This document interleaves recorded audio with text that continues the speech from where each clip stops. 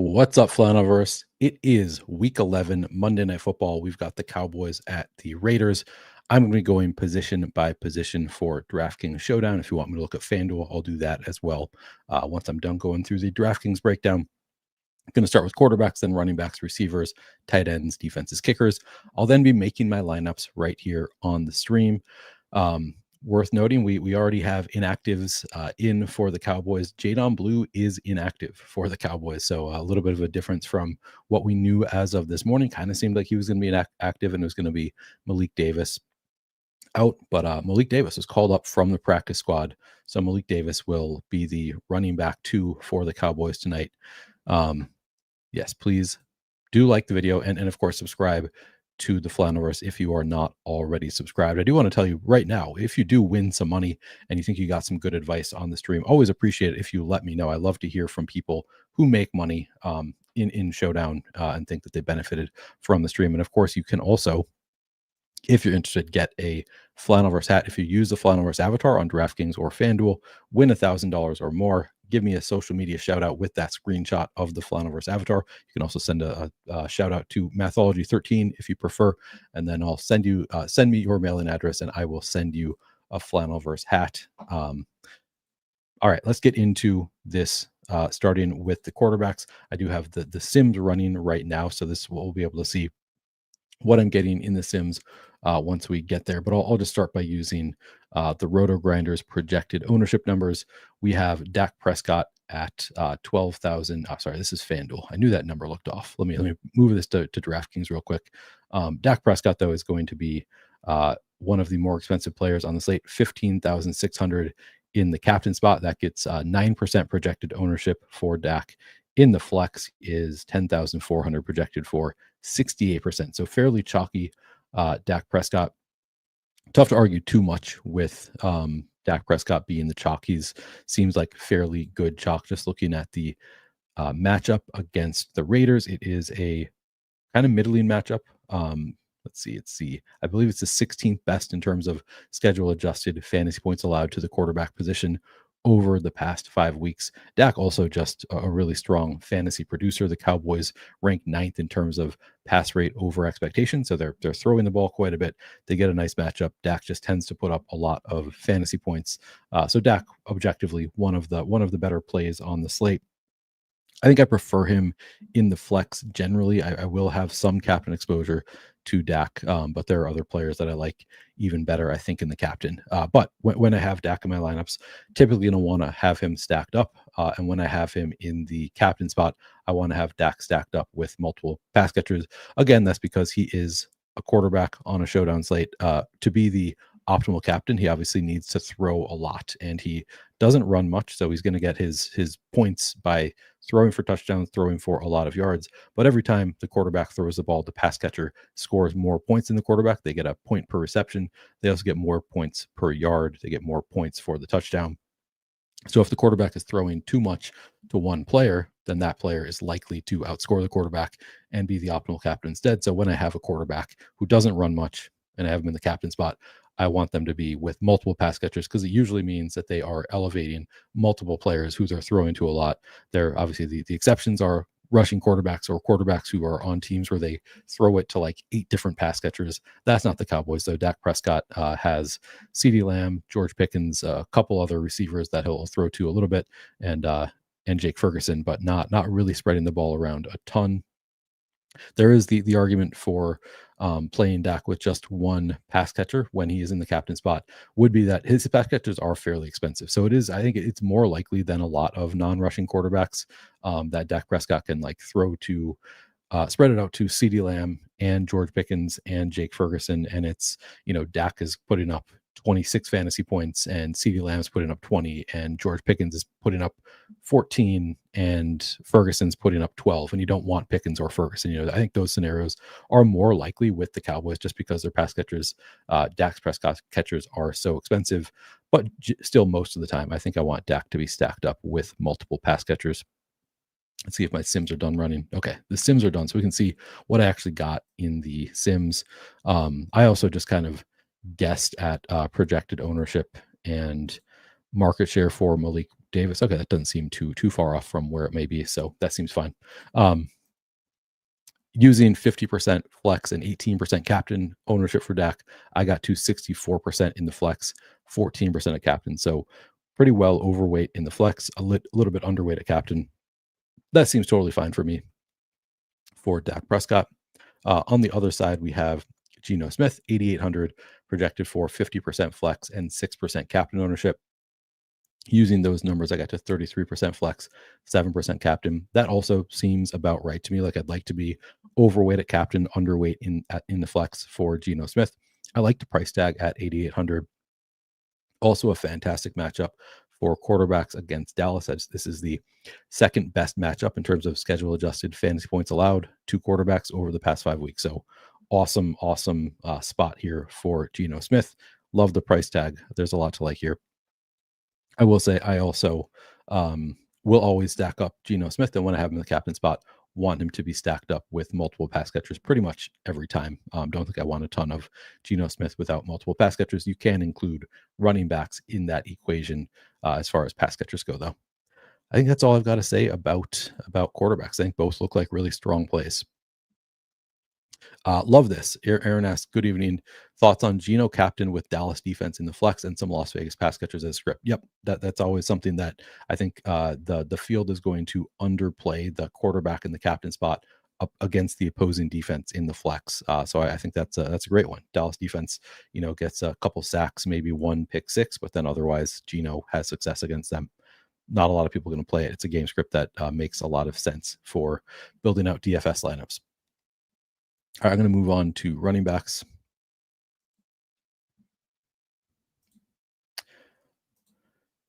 So starting with, I guess we'll start with the Raiders side. Ashton Jeanty is 10,000, projected for 37% flex ownership, 13% captain ownership, so total of 50% ownership.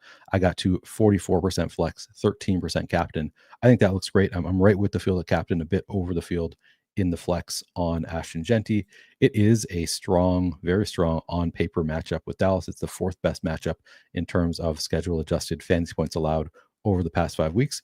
It is worth noting, though, that this is a totally different Dallas defense than we had a month ago. This is, they get back Overshawn, one of their better linebackers. They get back, I forget, Malik Hooker. And then they also traded for Quinnen Williams, who is one of the better run stuffers in the NFL, and also added a linebacker whose name I'm blanking on right now, but he is the signal caller, the new signal caller. So it's a totally new look defense for the Cowboys. I do think that is worth mentioning, that they might get better. I don't think that the defense is going to suddenly go from being one of the worst in the NFL to, a good defense. I think it's still going to be a bad defense. Logan Wilson. Yeah, that's right. I still think it's probably going to be a pretty bad defense. But they might improve a bit with all of these changes. And who knows, maybe they surprise and improve more than I'm expecting them to. But so far it's been just an awesome matchup basically across the board for players playing against the Cowboys. And I think that probably continues. So I think that is a strong matchup for Ashton Jeanty. If we look at his usage, and this will be just since the bye for the Raiders, their bye was in week 8. They've played 2 games since the bye. 32 carries, 10 targets. So he's getting 16 carries and 5 targets per game on 59% route participation. Love that usage, over 20 touches per game, and a lot of it coming through the air. That's awesome for a running back. So great usage, strong matchup. I think Jeanty looks like a very strong play. You can see here behind Jeanty, two running backs have been active for the Raiders. It's Raheem Mostert and Dylan Lobby. Mostert has got just 1 carry and 2 targets on 8% route participation over the past 2 weeks. Dylan Lobby, not a single carry, not a single route run, so not involved at all in the offense.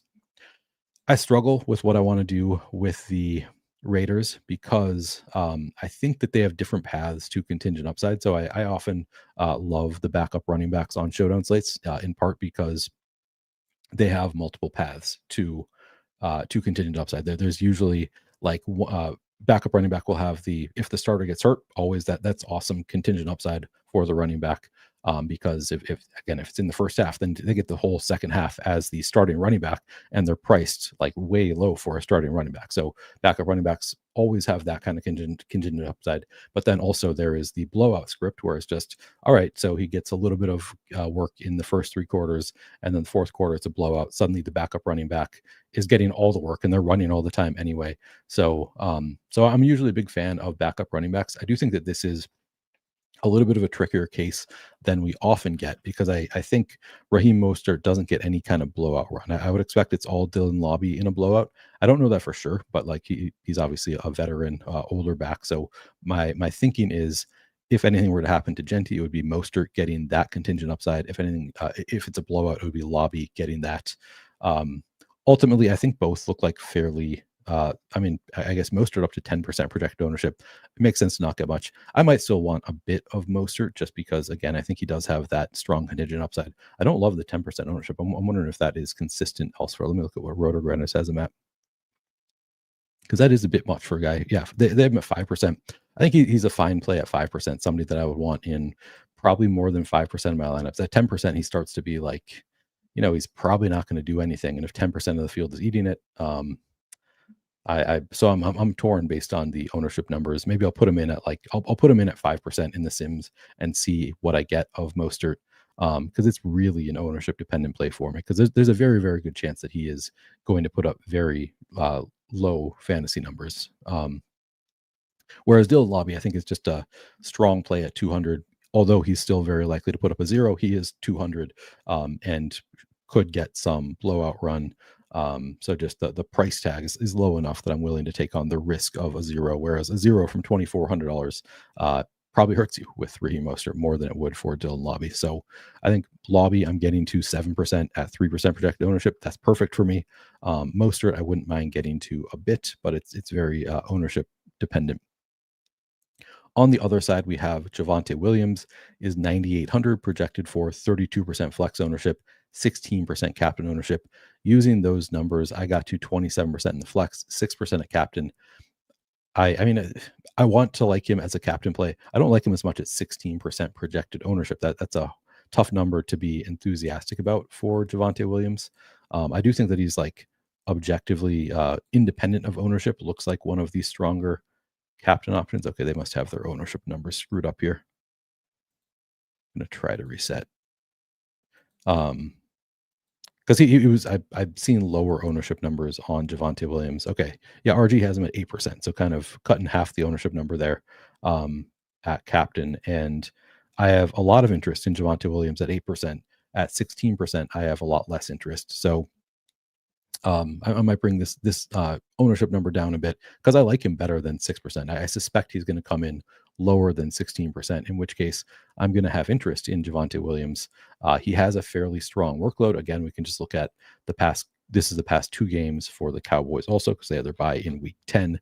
Javonte Williams in the past two games, 28 carries, so 14 per game, just 3 targets on 52.2% route participation. So that is significantly lower. It is a worse workload than Genty, but also a fairly strong matchup and a better team. Like you just expect the Cowboys to score a lot. In terms of the matchup, it's still the 7th best matchup for running backs against Vegas. So it's worse, but it's still a pretty good matchup for running backs here.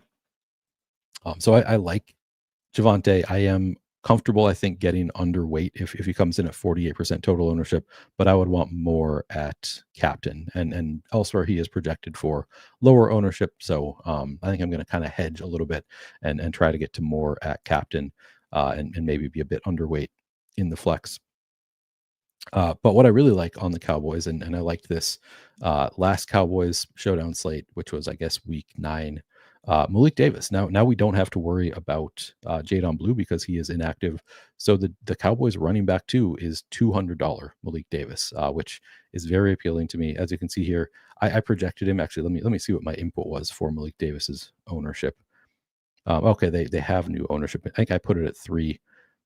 Maybe I guess they have it at 7. I'm a little bit confused what these numbers mean, but either way, not projected to get much ownership at all. Somewhere in that 5% ish range. and he's the only backup running back they have on the team, not counting their fullback Hunter Lipke, and he's $200. So if he's going to be the backup running back at $200, yeah, I'm going to have a lot of interest in Malik Davis, even though he only got one carry in the last game. Maffa inactive. I believe Maffa is hurt. Let me double check, but I believe Maffa is hurt, or let me try to remember what happened to Phil Maffa, but I am pretty sure he's out. Let's see. 1 second, because that is a good note. If he is active, that would make a difference.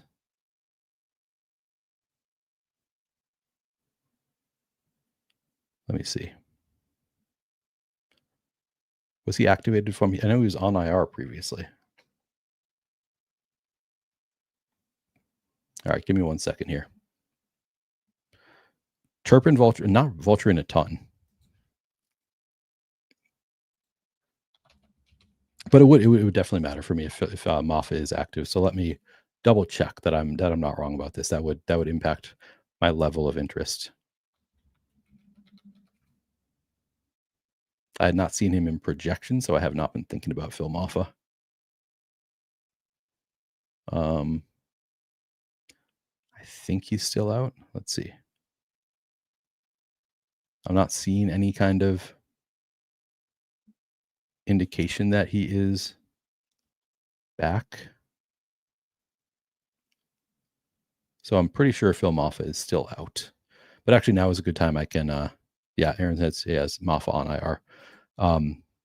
So I think that it's going to be Malik Davis. They also they cut Malik Davis after that last game, and then they re-signed him to the practice squad, and now they activated him off the practice squad and made Jadon Blue inactive. So I believe it is their intention to Malik Davis to have Malik Davis as running back 2. Or let me refresh and see that there isn't any other running back that I'm missing that has popped up in the projections now, because these are the kind of marginal plays where that would make a big difference if there's just one more. Yeah, they don't have any other running back active here. So I don't believe Phil Maffa is active, or any other running back. So I think it's Malik Davis, and he was. I mean, we can just look at the bell cow report for recent games. No other running back has gotten any kind of work, and Maffa, as far as I can tell, has not been active. I think he's on IR. So I don't think we have to worry about Maffa at all. But still, it's not an awesome workload for Malik Davis, to be clear. In those 2 games, 3 total carries. He has 0 targets on 2% route participation over the past 2 games. And as was pointed out, Kevontae Turpin will vulture some carries. Occasionally, you'll get like a CeeDee Lamb carry. Others will get involved a bit. But regardless, you just get a $200 running back who, more likely than not, will get at least 1 carry in the game. Like, I would probably set the over-under at 1.5 for Malik Davis. So to be clear, doesn't have much expectation of work, but he has some standalone role where at $200, just putting literally 0.1 fantasy points at $200 can make a difference. Suddenly 0.1 fantasy points separates you from every other $200 player if you have a lineup where you need the $200 player to get to all the other studs in your lineup. So if you use the full salary, or $100 less, whatever, close to the full salary, and you get the $200 player in there, and they score just 0.1 fantasy points, they separate from every other $200 player. So that can go a long way. And on top of that, if he is the running back 2, which is our assumption, there's also the possibility that he sees some contingent upside in the case of an injury to Javonte Williams, or in the case of a blowout. So he has multiple paths to contingent upside, and regardless of any kind of contingent upside, just very, very little work can pay off $200 in a way that you really need on a slate with a lot of really strong spend ups. So yeah, I think that I'm going to have a lot of Malik Davis. I like him quite a bit on this slate. All right, let me see. Catching up on chat, making sure I'm not missing anything. If JW out, Cowboys probably just chuck it around. Yeah, I mean, possibly. But he'll probably get a carry at some point. That is, yes, they probably won't run much. But again, the beauty of it is you don't need much from him. Yeah, I'd say probably lobby over spam for, but that's really close. All right. So love me some Malik Davis at $200 here, even if the likeliest outcome is zero point 0.4 fantasy points. Like that, he's not going to project well. I still think he is a fantastic play because you don't need much from him, and then he has the possibility of contingent upside.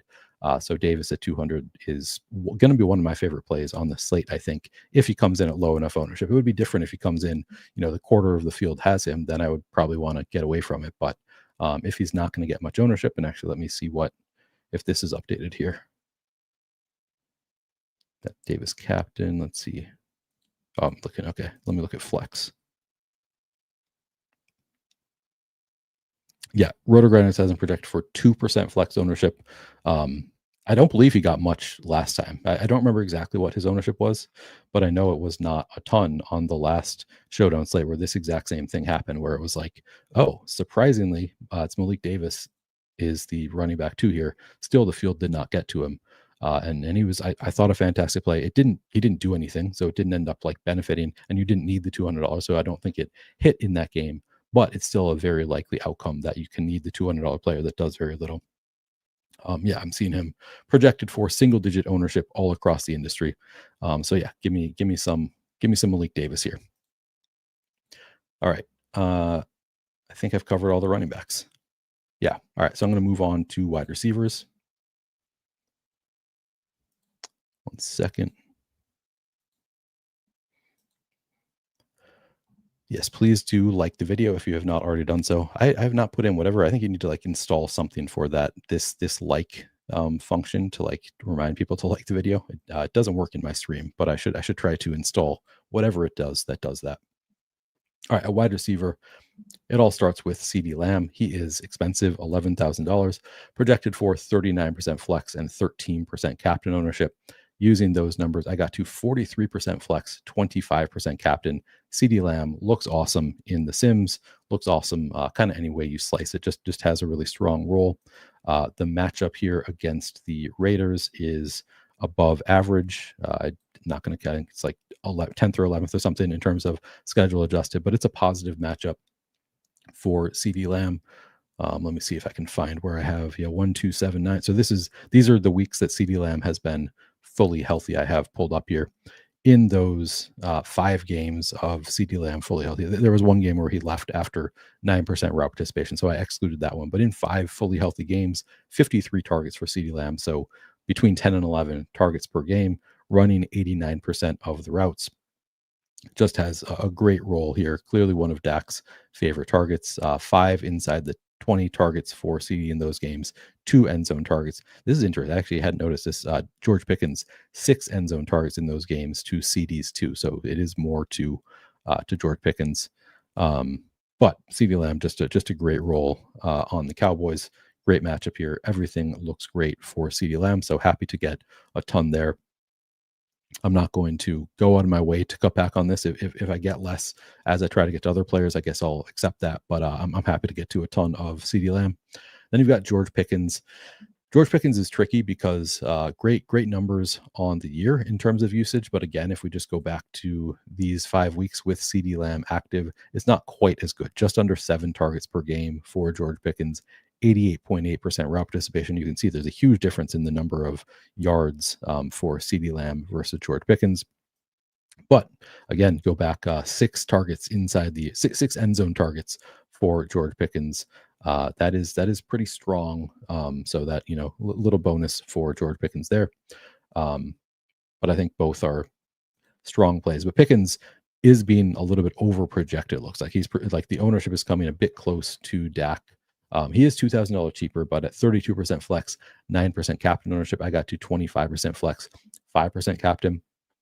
I do prefer Pickens at captain over in the flex. Like if I come in with or above the field at 9% captain, I'd be happy with that. And under the field at flex, I'm fine with that. So I think Pickens is a strong play, but I prefer him at captain for his big play upside because he's just not going to see the same kind of volume that CD Lamb is. So if he doesn't hit on a big play, I don't know, he can still get there, like get to 15 fantasy points, obviously, and be somebody you want in the flex. But I like his big play upside and his ability to put up a huge score. So I think Pickens is a strong captain play at 9%, fine flex play at 32%, but I prefer to be with the field at captain and probably under at flex is where I would like to be with Pickens. And then beyond those two, it gets pretty interesting looking at Gavante Turpin, Ryan Flournoy, and Jalen Tolbert. I am inclined to get to Flournoy at 4,600 and 8% ownership. We can again just look at uh, the most recent game is actually I think the best sample to look at because we can look at the route share report for the Cowboys. Flournoy had his best usage by far for a game with CD Lamb and Cavante Turpin active. He had a 2-game stretch weeks 5 and 6 where Turpin and Lamb were both out, and we saw the big route participation. Then they came back and it was kind of back to like, all right, you're just kind of a backup, but he played really well in those games.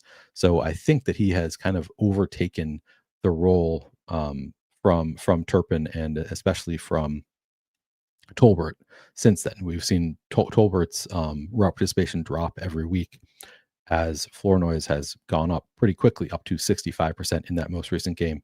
Turpin is kind of interesting because the route participation drops, but he still saw 3 targets in week 9, and he can get a carry or 2 per game. So he still like kind of has a role that's intriguing, but I think Tolbert has kind of lost any kind of role that would interest me as Flournoy's has gone up. So Flournoy not getting much ownership. It is tough because he's 4,600. Like, can't get that excited about it at 4,600 for a guy who, in the last game, 65% route participation, 3 targets for Flournoy in that game. Unlikely to hit. Like, you kind of need a touchdown for him to get there. But low enough ownership that I think I'll probably be a bit overweight on Flournoy would be my expectation. Turpin, 3,000 projected for 6% flex ownership, none at captain. I got way overweight on Turpin, 27.5% in the flex, 2% at captain. He's really strong at earning targets when he's out there, which is to say, I think they design plays for him when he's out there. Like they want to get the ball to Cavante Turpin when he's out there. They just don't have him out there a lot unless they're going to get him the ball. So I think Turpin, despite the decrease in route participation, will still probably see about the same number of touches that he has been seeing, which is like maybe 3 or 4 in a game. But they use him in interesting ways where they're like trying to get him going down the field to potentially score a big play. So at 3,000, I think Turpin is a strong pick. As Debro points out, what's up, Debro? Also good to pair with the Dallas defense because he can also get some return touchdown, double up there with Turpin. I think Sean was saying that earlier too. Yeah, I like that call out. But I think Turpin is just a fairly strong play at 3,000. Lots of different ways that you can get there. I'm getting to 30%, which surprises me a bit, but he's not being projected for much ownership.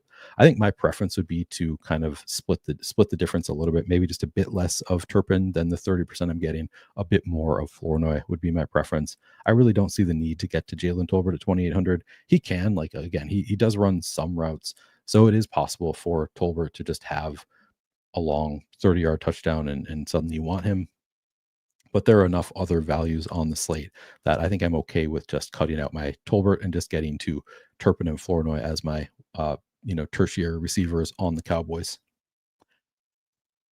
On the other side, we have Trey Tucker, Tyler Lockett, Dante Thornton, Jack Besh.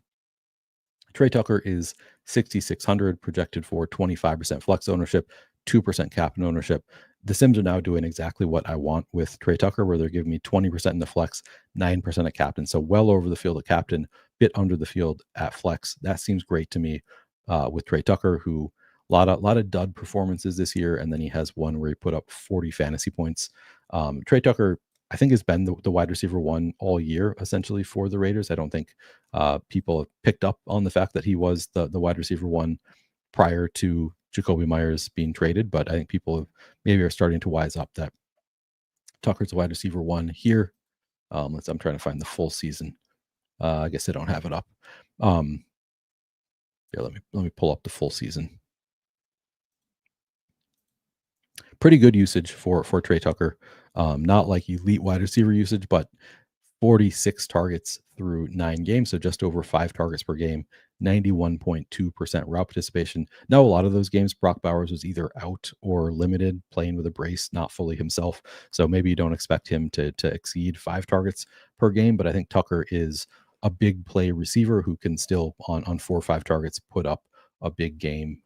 So which is why I like him particularly in the captain spot at his $6,600 price tag. Like if he hits on one of those big plays at 6,600, suddenly there's a big chance that he is going to be a player that you want in the captain spot, just because he'll allow you to get to a lot of other players. Whereas if he just doesn't hit on any kind of big plays, you probably don't want him at all. So being underweight in the flex makes sense to me on Trey Tucker. Tyler Lockett, 3,400. I would love Tyler Lockett if he was not projected to get so much ownership. Like we played a lot of him in the last Raiders Showdown slate. I was very excited about him. Now he's up to 26% flex ownership, 1% captain ownership. Using those numbers, I got to 12% at flex, 2% at captain. I do think I like him better than these numbers, and I do want to look at the what the ownership projections are elsewhere, because I'm just kind of looking for excuses to play more of Tyler Lockett at this point. RG hasn't projected for 22% flex ownership. So if I bring it down, my guess is that I'll get to at least a little bit more, probably closer to the field at 22%. Lockett had a great role in week 10. I believe it was his first game with the Raiders, or no, maybe second game with the Raiders, first game since the Jacoby Myers trade, actually. In that game, though, Tyler Lockett, 6 targets on 66% route participation, acted as the wide receiver. I'd say wide receiver 2. Trey Tucker, I still consider the wide receiver 1, but kind of splitting hairs. Like he saw the most targets on the Raiders. Long history with Pete Carroll from back in their Seahawks days. So I think Carroll likes him. I think he's probably going to continue to see a similar role to what he saw last week. And as Huhaim points out, yeah, Dallas defense also sucks. So that should benefit all of these receivers on the Raiders. So yeah, I think Lockett, a player that I would like to have in 20% of my lineups. Yeah, I mean, I guess I'm chalking this up to sample size. Could be wrong. And also, yeah, as Debro says, long history with not just Pete Carroll, but also long history with Geno. So Geno might just have some comfort with him. It's possible that Geno just likes him better, but Geno like locked on to Trey Tucker all year, and like it was kind of the surprised everybody how much he liked Trey Tucker, preferred Trey Tucker to Jacoby Myers throughout the year. So I think that it could flip back to Trey Tucker, but I guess we don't know that for sure. I also just think that Trey Tucker more likely to have big plays. Tyler Lockett kind of a catch and drop to the ground kind of a receiver. So you probably need a touchdown to put up a big game. But again, he's 3,400. He's fairly priced. I think that getting to 20-ish% Tyler Lockett seems good to me. And if the field surprises and doesn't play him, and I'm over the field, I'd be happy with it.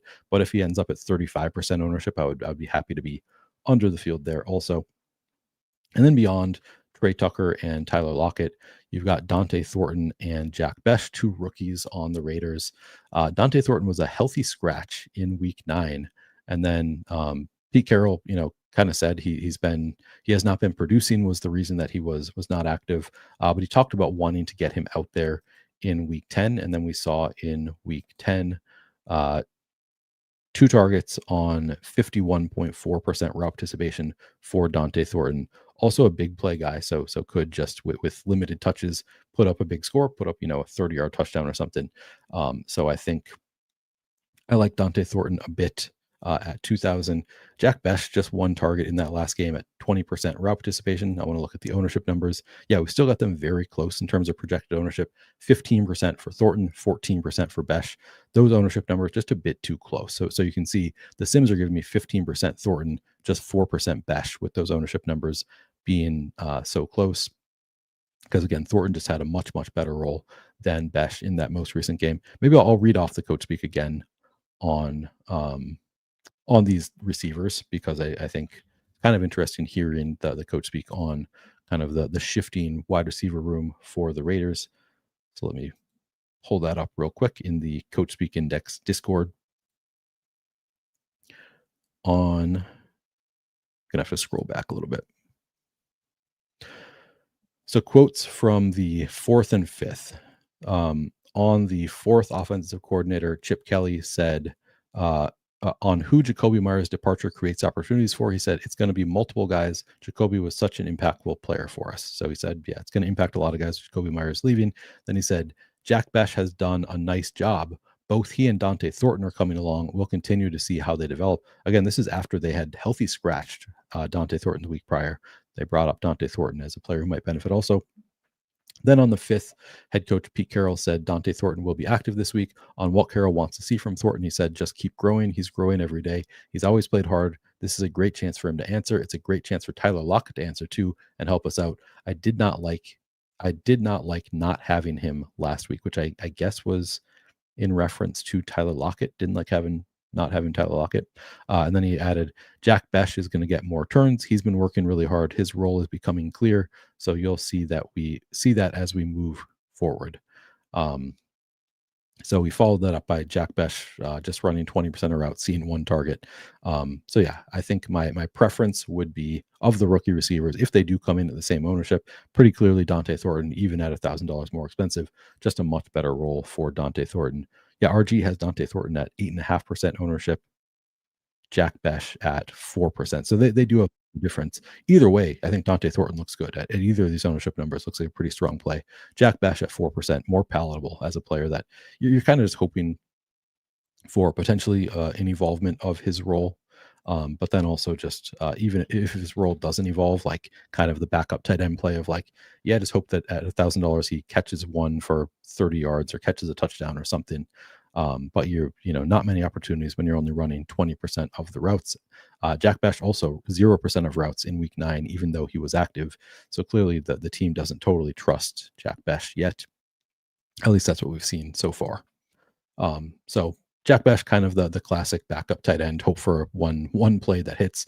Whereas Dante Thornton, I think, could see multiple opportunities. And again, and I also could just be wrong. And it could be that Jack Besh as a rookie, like later in the season, we see things change in terms of the rotation. But it's all going to be very ownership dependent. Again, if Jack Besh is at 4% ownership, I'd have a lot more interest than 14. Dante Thornton, I have a lot more interest at 8% to 15, but I have interest either way in Dante Thornton. All right, I'm going to move on to tight ends. Let's see.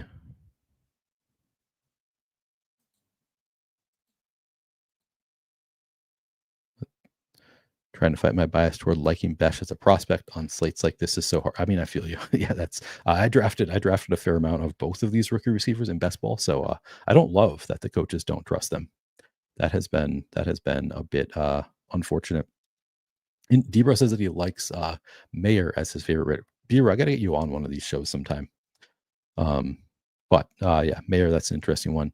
We'll talk about these. And also says Besh breakout game would be old. I mean, that would be fun. That would be fun if we get a Besh breakout game, but probably not the likeliest scenario. Brock Bowers. So we'll start before we get to Michael Mayer. Let's talk about Brock Bowers. Brock Bowers is only $8,000. Brock Bowers projected for 40% flex ownership, 17% captain ownership. I believe these numbers have come up. Maybe not. Actually, 17 sounds right. Using those numbers, so 57% total ownership going to Brock Bowers, I only got to 29% in the flex, 8% at captain. I'm going to IKB this one. I think Brock Bowers is just way too cheap at 8,000. So I'm going to force my way onto more exposure here to Brock Bowers and hope that he comes in lower than this. He probably won't, to be honest. I actually think that he probably will get a fair amount of ownership because the $8,000 price tag, like we all see it, right? 8,000 is too cheap for Brock Bowers. His role in his healthy games, let's pull it up. So Brock Bowers, now I'm trying to remember. So it's week 1, really just 3 healthy games for Brock Bowers. And those games are weeks 1, 9, and 10. So he in week 1, not even a full healthy game. I think in the third quarter, he hurt his, I believe it was a hip, or maybe a bruise on his leg. I forget what it was. Then he played with a brace and it was like clearly slowed down for he played like 3 games and then, or 4 games maybe, hurt, and then 3. And then he was out for 3 games. Finally decided I'm not running at full speed. This sucks. All the injury doctors were like, if he just sat initially, he would have missed 2 weeks and then been fine, would have come back. But that's neither here nor there. He played hurt for a while, tried to get through it, and then finally had to sit 3 weeks, and then they had their week 8 bye. So ultimately, he's only played 3 games where he has looked like Brock Bowers, those being in week 1, and then returned in week 9, had that huge game with 3 touchdowns, 40 fantasy points. Week 10, 3 total targets, big dud against the Broncos. So ultimately, in 3 games where he has been fully healthy, 23 targets, again, 10 total, 20 total across the first two games, just 3 in the most recent game, 71% route participation, 261 total yards in those 3 games. He's looked awesome when he's been healthy, with the exception of that Broncos game, where they were like clearly actively trying to take away Brock Bowers. Now, reading out the quotes on Brock Bowers, because I think this is just fun to hear. After that game last week against the Broncos in the post-game presser, Pete Carroll said, "We were trying to get the ball to Brock Bowers all night. The calls were going that way, and the ball just didn't get there. We didn't try to disguise it. We had calls one after another, and Denver did a nice job of getting guys on him." Chip Kelly said on the 14th, so just a few days ago, offensive coordinator Chip Kelly said, "We have to get Brock Bowers involved. He's obviously our number one threat out there, and we got to continue to get him involved. We got sacked on a lot of the plays that were supposed to go to him in the Denver game. Somebody that big, that strong, that powerful, but that can run that fast is truly unique. That's what makes him what I really think is the top tight end in the league. On why it's so easy for Bowers to create separation, God, there are not many players, not many people like Brock. His work ethic is outstanding. What he does every single day, from film study to how he takes care of his body to the work he does in practice. He's one of those truly special kids. He gets pissed off when we take him out for a play in practice. His mindset in terms of getting so good at his craft is what really makes him a special player, along with some God-given talent that not many people have." So they clearly love Brock Bowers. They've talked about regretting not getting him the ball more in that last game. I don't think he's going to see 3 targets again. I think Brock Bowers is due for a big bounce back here against the Cowboys defense. Now, if we look at schedule adjusted fantasy points allowed, I think it is not a great matchup. Worth noting that this is one of the few spots where it's actually a pretty middling matchup for players against Dallas's defense, and then especially bad for slot receivers, which matters for Brock Bowers. Actually, not that bad. No, it is. Sorry, looking in the wrong spot. Yeah, fairly negative matchup for slot receivers against Dallas, but then an awesome matchup for receivers out wide. And generally, my thought is, yeah. So some individual spots, the defense has been better than others, but overall, Dallas's defense has been bad. So I think that he should be able to put up big points on the Cowboys defense. I did want to look at just week 10. How did they use Brock Bowers? It was 20% out wide, 60% from the slot, 20% in line. So only the 20% out wide would be considered a positive matchup in terms of schedule adjusted. It's a slightly tough matchup for slot receivers, slightly tough matchup for inline receivers.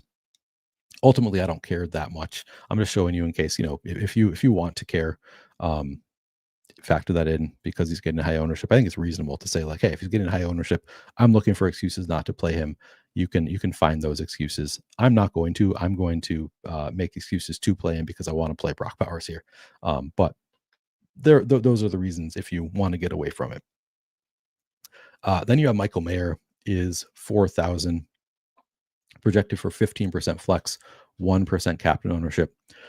Using those numbers, I only got to 6% in this run. I think earlier I was getting too close to the field on Michael Mayer, so kind of surprised to see how little I'm getting at this point. If you look at the role for Michael Mayer, it is he played a lot with Brock Bowers out. Brock Bowers returned in week 9. In the first game with Bowers back, ran 70% of routes, and then in week 10 lost a lot of his role. Only ran 40% of the routes in week 10. As we saw Dante Thornton take on a bigger role, Tyler Lockett take on a much bigger role, and Jack Besh come back. So we saw 3 receivers come back as Jacoby Myers left, and Michael Mayer lost some of his workload. I don't know if I expect that to hold. Wouldn't be surprised to see Michael Mayer come back up. But I mean, really, the only games that he had a great workload were the games without Brock Bowers when he was active. And then after Bowers came back, we saw him hold on to it for a little bit and then drop down back to 40. So maybe 40 is kind of the expectation for Michael Mayer. In that week 10 game where he ran 40% of routes, he was targeted, let's see, 4 times. So still saw 4 targets despite not running a ton of routes in that game. At 15% ownership, I think that he is a fairly strong play. Like, I'd like him a lot better at 2,500.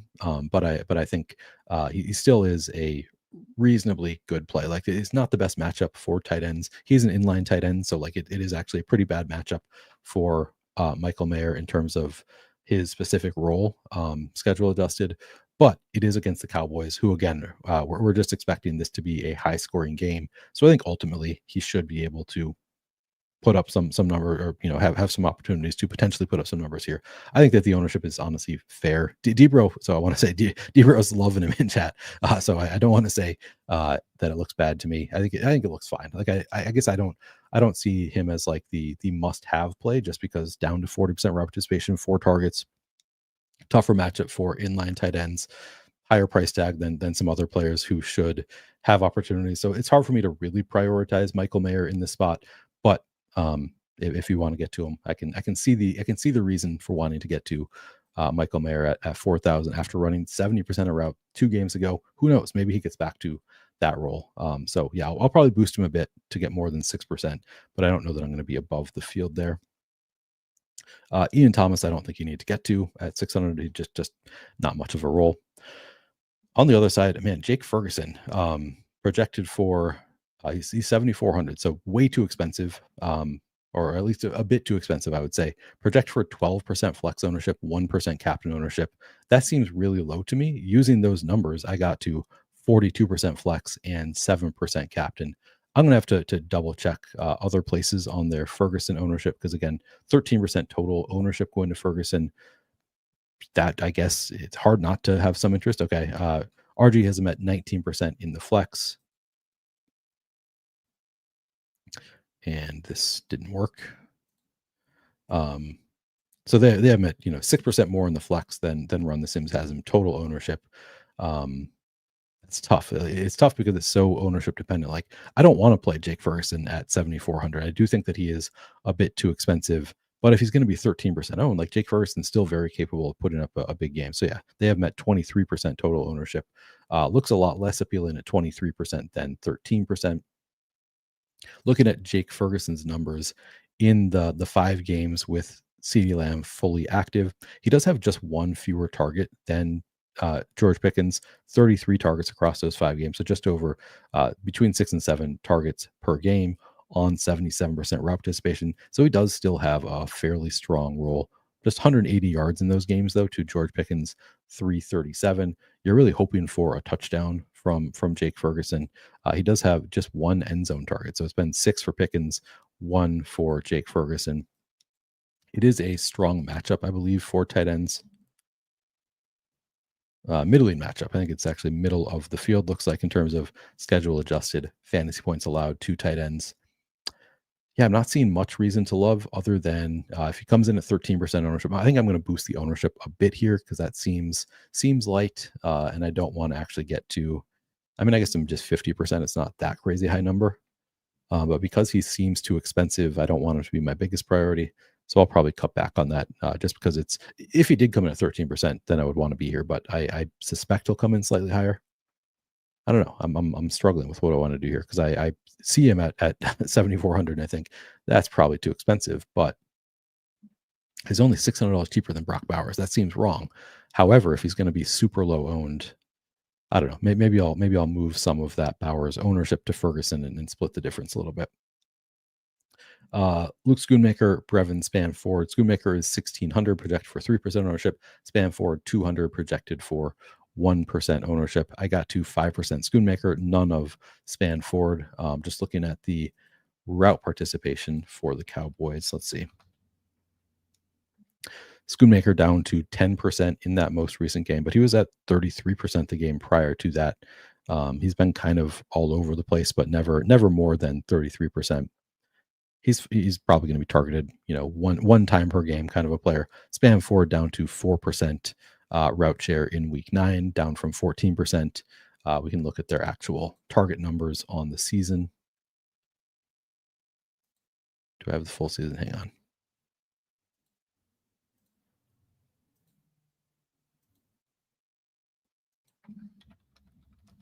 Let's see. Schoonmaker, 15 targets in 9 games. So he's being targeted a little over 1.5 times per game. Spam forward, just 4 total targets in 9 games.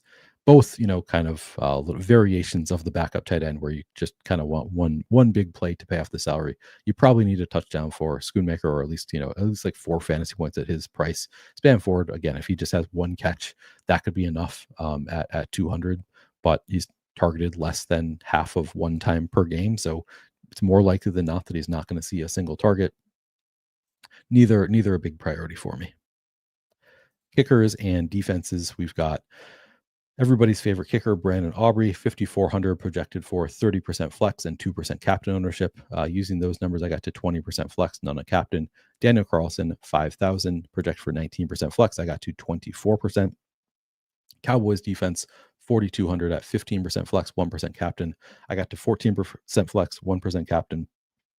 And finally, Raiders defense, 3,600 projected for 6% flex ownership. I am right even with the field. I don't have any real strong stands or takes here. I think this all looks fine. I might want to give some of this Carlson exposure to the Raiders defense instead, but generally I think I'm okay with what I'm getting here. If you wanted to make the case of like, what if the Cowboys defense just looks really good tonight and they're facing Geno Smith, and you want to get to the Cowboys defense more than this, I kind of think that's a reasonable stance. Like I'm tempted to just say this could be just a bad Geno Smith game, and the Cowboys defense could look much improved from what we've seen with all of their personnel changes at 4,200 and low ownership. I might consider boosting them a little bit, but I don't have any great defense or kicker takes other than, I think they're generally some of the better values. Definitely playable always. All right, let me check in on chat. Appreciate you, Debro and Dan in chat, reminding everybody to like the video. You guys are the best. Thank you all for liking the video. Always appreciated. So Sean, you have Bowers in 70% of lineups. I mean, so you have a lot of Bowers. You're over the field on Bowers. Anyone playing both quarterbacks on FanDuel, you definitely can play both quarterbacks on FanDuel. Oh yeah, my FanDuel note. I guess I can, after I get the Sims running, maybe I'll be able to take a look.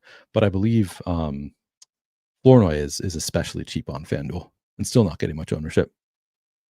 Oh yeah, I'll talk about FanDuel in a second after I get the Sims running.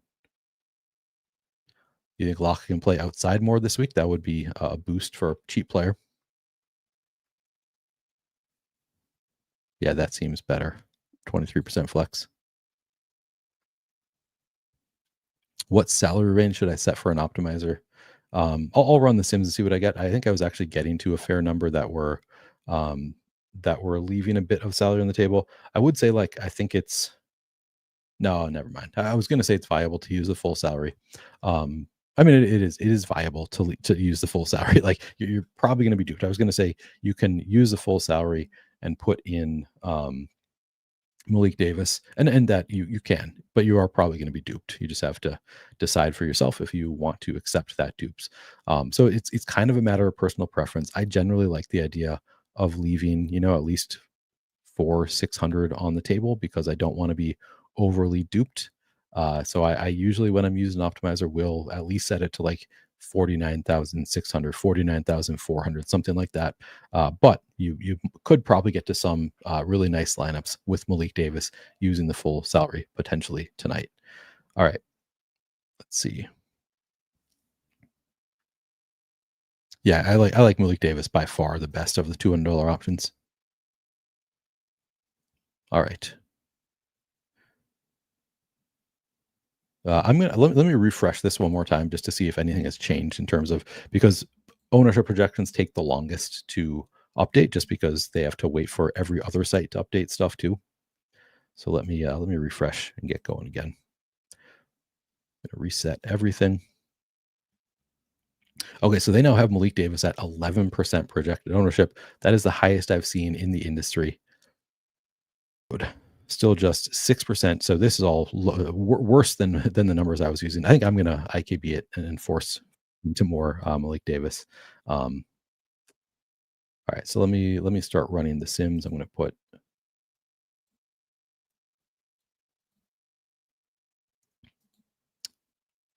$218. I think I'm actually, because I'm not going to have a ton of time, I'm actually going to IKB some things before this run of The Sims, because I already told you what I was getting before. So I am going to go right to the inputs and IKB a few things. So first of all, I think I was getting less of Javante captain than I would like. Oh, and so I'm going to move Javante down to 12% captain and CD Lamb up to 16%, because I'd be pretty shocked if he comes in much lower than that. All right, looks like they moved up Turpin's projected ownership slightly, maybe. Ferguson, okay. Yeah, now Ferguson. So it looks like they've updated the projected ownerships a bit here, which is going to affect some things. I'm going to bring Davis back down to 7%. I'm also going to give him more of the rushing market share, I think. Now, Adam and I talked about this earlier. It actually makes Malik Davis it makes Javonte Williams look better potentially with no Jadon Blue in there, because in the games with Malik Davis, they just have not actually used him all that much. So then Javonte has gotten more of the workload, but I'd rather play it through the possibility of what if that was just kind of fluky small sample size, and Malik Davis does get that RB2 work at $200. So I'm actually going to bring Javonte back down to 68%. Malik Davis, and maybe Dak down to 12. Bring Malik Davis up to 12% of the rushing market share. And then I'm going to, let's see, what else do I want to do? I'm tempted to give him more of the receiving work also, but I don't know if I want to do that. I'll see what I get without doing that, I guess. Okay. I could just get rid of the Tolbert. Maybe I'm not going to get to Tolbert anyway. Give some of that to Flournoy, and maybe a bit to there. I'll give some of that to Malik Davis. Okay. We'll try that. Going to bring the Cowboys sack rate up to 8%, because I do kind of like that angle. Do I want to do anything on the Raiders side? Okay, the ownership on Thornton and Besh has come down a bit, it seems. Ooh, the Brock Bowers. So I'm not going to get to much Brock Bowers at all with these ownership numbers. I am going to give him some more of the workload here. I'm going to take away Ian Thomas's workload. And yeah, I'll just bring that to Bowers. Okay. I fear I'm not going to get much Bowers at these ownership numbers. I'm going to bring him down to 15% captain. And don't really need to get to Jack Besh captain or Mostert. Lobby. We'll see what this does. All right, I'm going to try running these sims.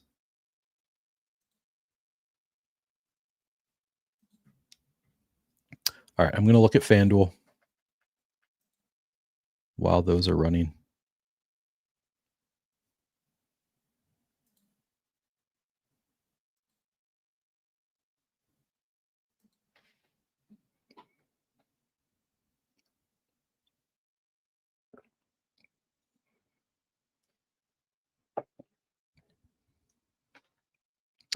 Going to check in on chat too.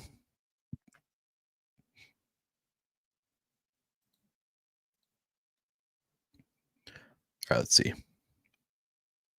Yeah, so Run the Sims has him at 11%. Across the industry, I've seen like 5 to 7% on Malik Davis.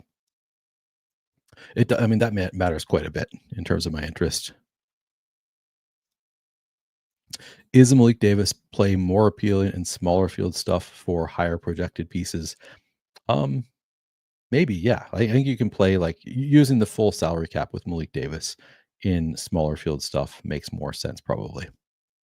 I think I do think that he is good for large field stuff too. Like that, I play mostly large field stuff, and I think that he's a strong large field play, but it is really ownership dependent. Like if he comes in at 5, 7%, I think he's awesome. If he does come in at 11%, suddenly it's like I think that's fine. I still like it, but it's not as appealing. Um, yes, blue is inactive. You think that he's going to be? I mean, he might be. I guess he's coming in higher than he was previously. Again, I agree. Like from a point per dollar standpoint, he does not look great. He's likely to be a zero. It's just that he has multiple outs to get there, and literally, you might just need 1.1 fantasy point for him to be the guy you need because of his salary. So it's more of a. It's not so much that I think he's going to like crush his salary because again, that 200, he's still most likely not going to. It's just you don't need much from him to be the guy that separates for you, and then he does have awesome contingent upside.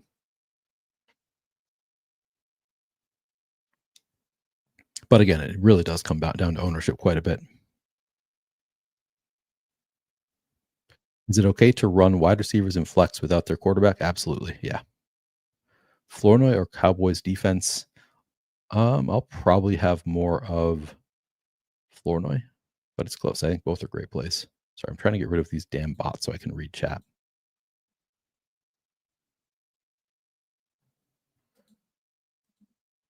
I should have not allowed these. All right, let's get to FanDuel.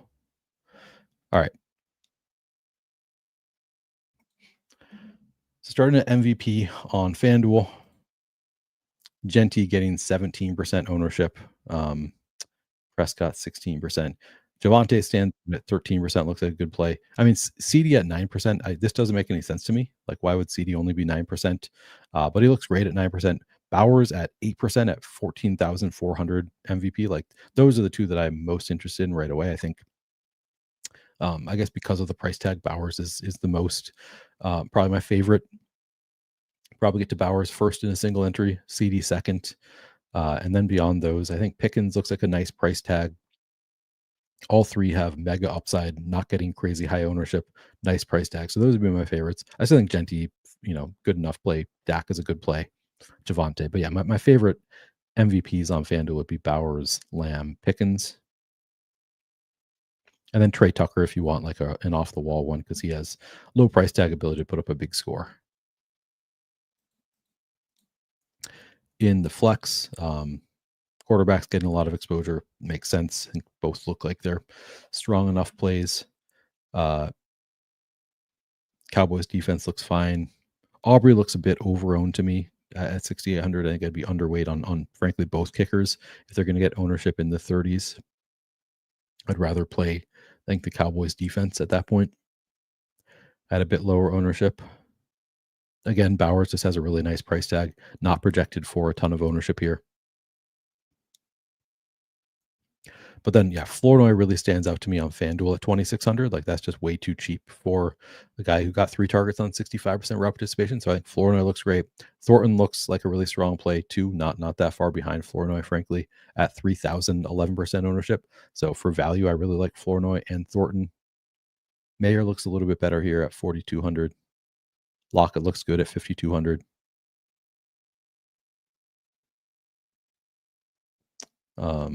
Where's Malik Davis on FanDuel? Is he even in the player pool? Did I miss him? Oh, he's up here. He's 1,200. Yeah, looks good. 1,200. Yeah, 8% ownership looks like a good play also on FanDuel. FanDuel, you only get 5 roster spots, so I don't like it quite as much. You need like real points in those spots. You can't fit it. Yeah. So I think I like it better on DraftKings, but I think it's still a strong play on FanDuel. All right, my sims are done running. So you can see here my sims, the top lineups, most of them are not leaving a ton of salary on the table. There are some down here that are leaving a bit, but top lineup is a Geno Smith stack with Genty, Bowers, Thornton, and Trey Tucker. just Javonte Williams. Bring back only leaves 400 in salary. Second lineup is Dak Prescott with CeeDee Lamb, Pickens, and Malik Davis. Shenty bring back along with the Cowboys defense. You can see this one uses Malik Davis. It allows me to get to all of these studs: Prescott, Shenty, Lamb, Pickens, all the studs along with the Cowboys defense. Uses the full salary cap. But that's kind of the beauty of playing Malik Davis. It's just like what he allows you to get in the rest of your lineup. You do need him to do something so that he separates from the other $200 players, but that something could just be 1 yard, 0.1 fantasy point. Suddenly you're ahead of the trains having the others at 200. Third lineup is CeeDee Lamb with Brandon Aubrey, Brock Bowers, Dak Prescott, Geno Smith, Malik Davis. This one leaves 700 on the table. See, this one down here leaves 2,600 on the table as Geno Smith at captain with Bowers and Thornton and Lockett. So triple stack Geno Smith and then coming back with Javonte Williams and CeeDee Lamb. It's kind of fun. In terms of exposures, I'm now getting to 55% Dak plus 11% at captain. Looks good. Geno, I'm getting to 51% plus 17% at captain. So wow, a lot of the quarterbacks. I'm not sure if I'm going to love that. Let me look at what I'm getting elsewhere. Genty just 13% captain, Javonte just 5%. So I'd rather get to more of these running backs. I think I'm getting to 22.5% of Malik Davis in the flex. I put his salary at just or his ownership at just 7% and boosted his numbers because I like to play with Malik Davis. Not getting to any Mostert, getting to 5% Lobby, 0.5% of Hunter Lipke. I'm torn on whether I want to get to more of those backups. CD, I'm still getting to 24% of captain, 45% in the flex. Pickens, 20% of captain, 4%. 4% captain, 20% in the flex. Would like to get to more of Pickens and Tucker, I think. So I might move some of their ownership to CD. I don't know. I'll have to think about that. I'm only getting to 17% Lockett, 18% Turpin, 30% Dante Thornton now, 21% Jack Bech. Damn. Okay, I can probably get rid of move some of his usage elsewhere. 9% Flournoy, who I do like. I'm a little bit over the field, so that looks good. Okay, now I'm getting to a ton of Brock Bowers. 39% at flex, 21% at captain. I did move down his ownership number, so that's I did that. Ferguson, I'm getting to just 17% now. Mayer, 6%. None of Schoonmaker or Ford, Spanford. 22% Aubrey, 17% Carlson. Looks good. 16% Cowboys defense, just 1% Raiders defense. Okay. I'm gonna actually download these and then rerun the sims after I adjust some things. First of all, let me download this. Okay. Download the CSV. By the way, if you're not already in the Flannelverse Discord, it is free to join, and there's a link in the description of this video if you're interested in talking about the game with people. Usually pretty active. You get voice messages from Sean in there. Always fun.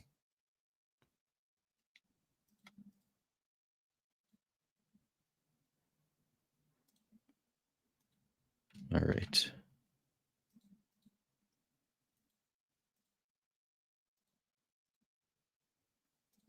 Sometimes goes beyond football, talks about life sometimes. Those are always a good time. All right. Need to make some adjustments here.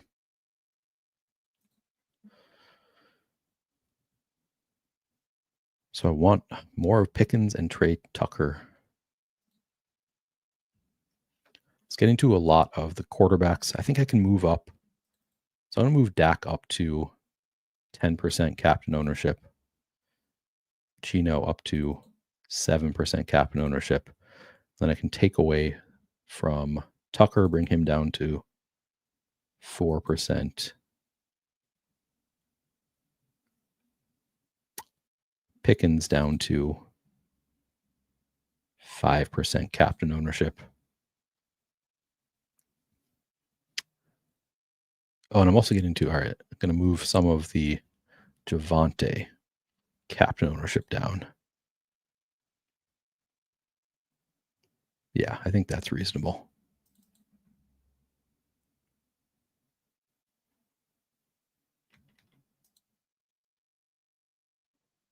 Okay. If I'm quick, maybe I'll be able to run multiple. I was getting to a lot of Jack Besh for some reason. So I think I can move his receiving market share down to 5% and lock it up to 17%.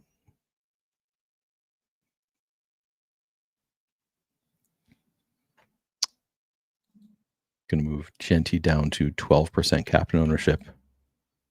Gino up to 10%. I'm going to normalize all that. Okay. I'll try running it now, see if I have time to run the Sims 2 more times.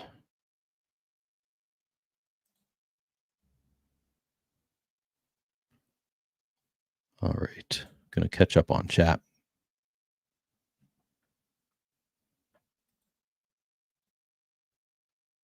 Okay. Yeah, good contrarian play in the MVP spot for FanDuel. I mean, Trey Tucker looked pretty good to me. But even like CD wasn't getting a crazy high amount of ownership. Yeah, Lipke does seem like he could get more work with Jade on Blue out. I think he's a fine play. I'm not getting too much, but I wouldn't mind getting to a bit more. Dallas is coming out making a statement, folks. Raiders may not move the ball as you think if the pass rush is there. Gino is getting sacked or scrambling back there, may throw interceptions more than once. I don't hate that idea. I mean, Dallas is an all-new defense here. Could look better. Happy Brock Bowers Day is right. What's up, Casey?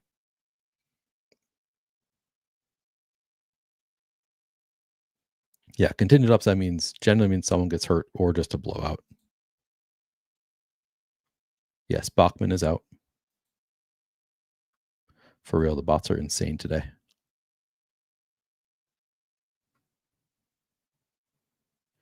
Good note from M. Wall. It says the ownership currently on Run the Sims is Adams' aggregated ownership. Interesting.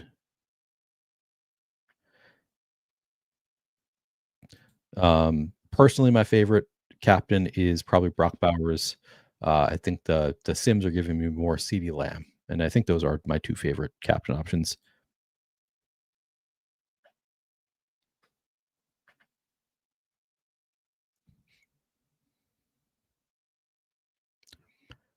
Let's see.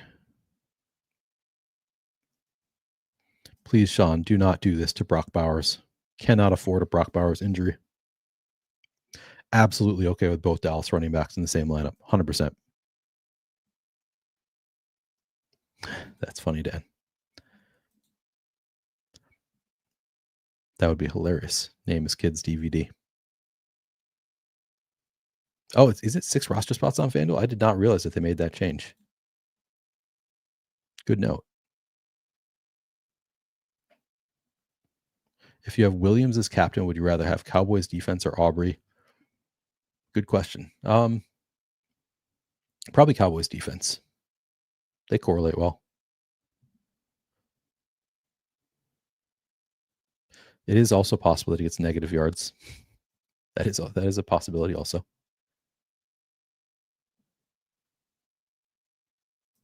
That would be painful. All right.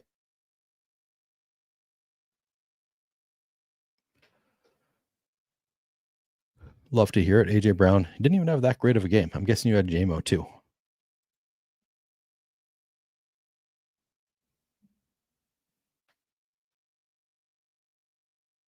Let's see. All right.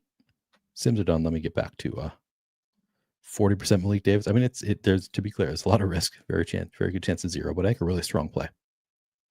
All right. Top lineup now: Ashton Genty with Brandon Aubrey, Brock Bowers, Dante Thornton, Geno Smith, Javonte Williams. I can't read all these off because I don't have time. I gotta get to my lineups.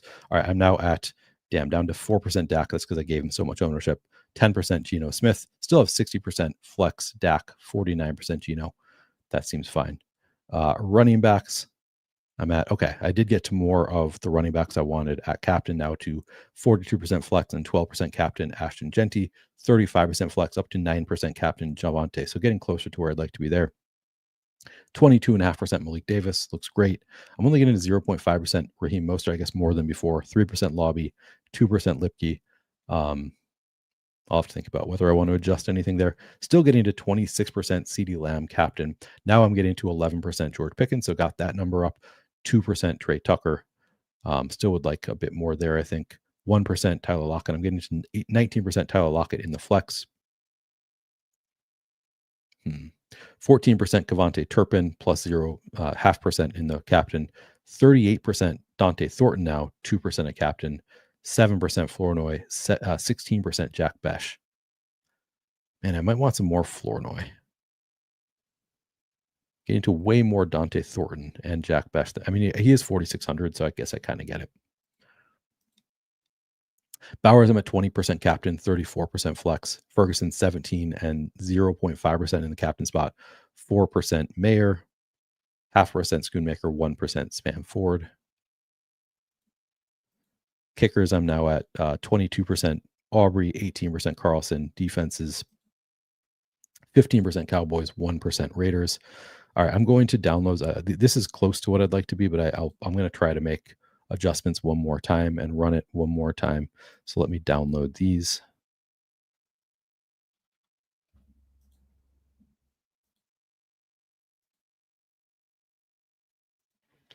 Maybe I'll think about if I can just do a filter. But I think I'd rather just rerun if I have time, which I might.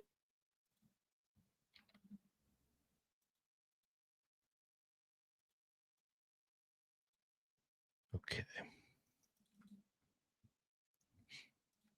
Hopefully one of us takes it down tonight. Cool to see Sacrilegious take it down last night. But one of us should take it down. Everybody gets their turn. All right, let's see.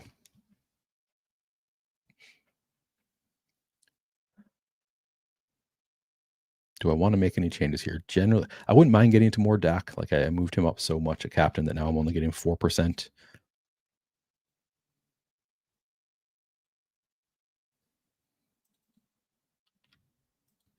Let's see.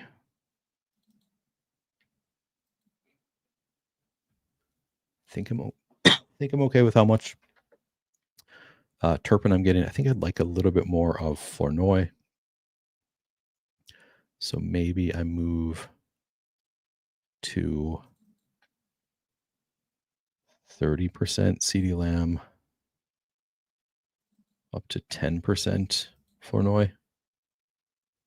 Do I really want to do that? We'll see. I think I'll still get a lot of CD with those numbers. Hopefully I'm not giving him too much ownership. Okay. Uh-oh.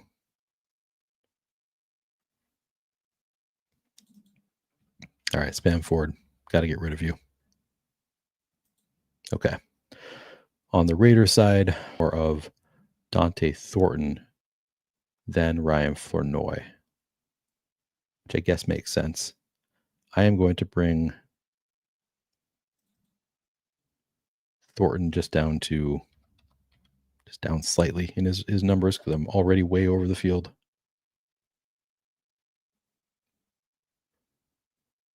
Maybe spread out a bit there.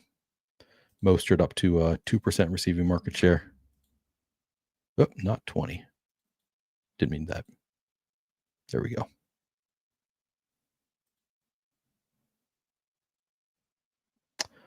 All right.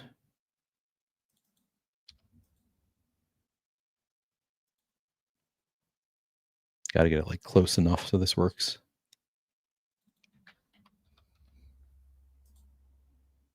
Okay, there we go. Oh, I'm probably not going to have time here. Okay, I'll try.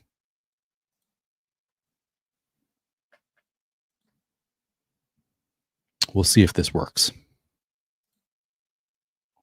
Again, if you haven't done so, please like the video, subscribe to the channel, all that good stuff. Favorite overall captain for me is Brock Bowers at 8,000. CeeDee Lamb not far behind. Yeah, Lockett might be the coach's favorite. I think that's a good note.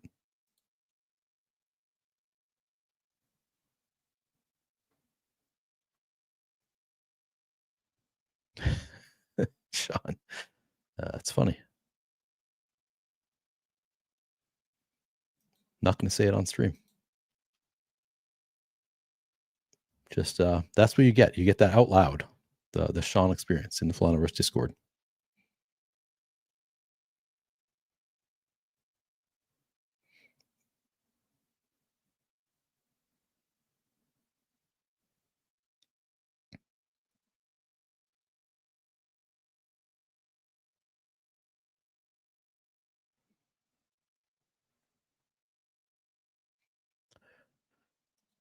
Good reminder. Thank you, Dan. Yeah, please like the video for good luck.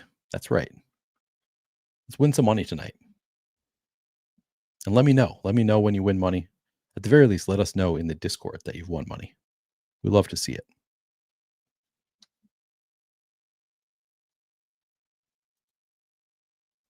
Malik Davis night. Let's just get 8 yards. Let's get a reception for 8 yards from Malik Davis.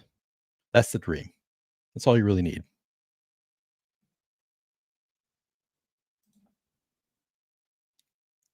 But really what I'm hoping for is sub 5% ownership on Malik Davis, which probably isn't happening. Sounds like he's getting more and more ownership as we go. Love it. Love that call. Flaniverse victory.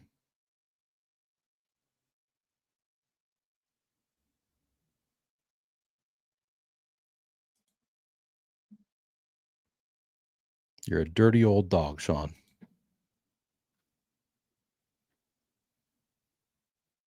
With a Chris Cooley jersey. All right, we're so close.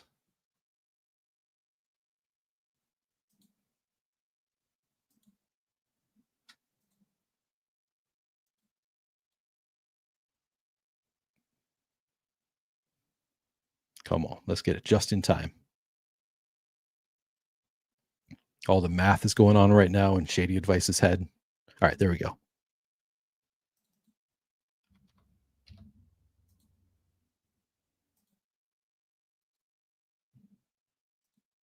We'll see if I totally screwed this up. I'll find out after I submit these lineups if I totally screwed this up.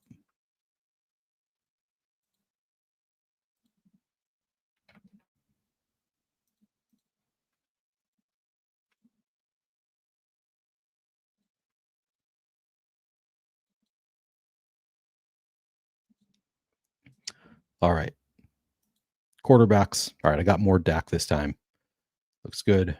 Running backs. Still double digits on Genty and Williams. Still over 20% Davis. 6% Lobby. 2% Lipke. 1% Mostert. That all looks fine. Still getting over 20% Lamb, captain, 44% in flex. That looks great. Yep, this is looking good. I do wish I had more Trey Tucker captain. I guess there's my first regret. Just to have 1.4% of captain. Just under 20% Lockett seems fine. 19% Turpin. 30% Thornton looks good. Up to 15% Flournoy. 14% Jack Besh. Down to 16.5% Bowers captain. Okay, that's fine. I guess if he's going to be chalky, 39% flex. I do love Bowers at captain, but 18% Ferguson, 4% Mayer scares me a bit. He is a bit more expensive than some of the other receivers I like. Just 0.5% Luke Schoonmaker. I got to 16% of the Cowboys defense, only 0.5% of the Raiders defense. So hopefully that is not what you need tonight. I do have 22.5% Aubrey, 18.8% Carlson. Generally happy with where I got. I might have, made a few changes here or there, gotten to some more Bowers captain, that kind of thing. But at the end of the day, we got pretty close to where we wanted to be with our lineups there, considering how little time I give myself to adjust things. What if Mostert falls into the end zone twice? Then I'm screwed. That's what happens if Mostert falls into the end zone twice. Please no. Please no Mostert in the end zone twice. All right. I think it's time to get out of here. Everybody, let's win some money tonight. Good luck to everybody.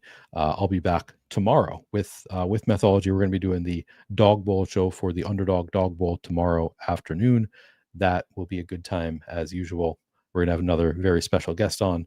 Then on, I think I'm not back till Thursday after that. Thursday Night Football, back with Adam in the afternoon, back here Thursday night. So I will see you guys then. Join the Flatovers Discord, like the video, all that stuff. Thanks, guys. Catch you.